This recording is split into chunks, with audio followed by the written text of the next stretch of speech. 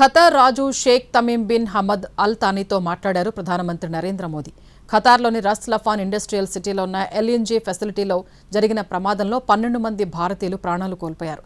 దీనిపై ప్రధాని మోదీకి ఫోన్ చేశారు ఖతార్ రాజు. తమ దేశంలో 12 మంది భారతీయుల మృతి పట్ల సంతాపం తెలిపారు. గాయపడ్డవారు త్వరగా కోలుకోవాలని ఆకాంక్షించారు.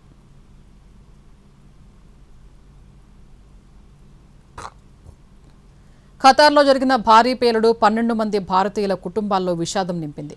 ఆదివారం అర్ధరాత్రి తర్వాత రాస్ లఫాన్ ఇండస్ట్రియల్ సిటీలోని బర్జాన్ గ్యాస్ సప్లై ప్లాంట్లో బ్లాస్ట్ అయింది. ఈ పేలుడులో 13 మంది సజీవ దహనమయ్యారు. వారిలో 12 మంది భారతీయులుండగా ఒకరు పాకిస్తానీ ఉన్నారు. ఈ ఘటనలో మరో 66 మంది తీవ్రంగా గాయపడ్డారు.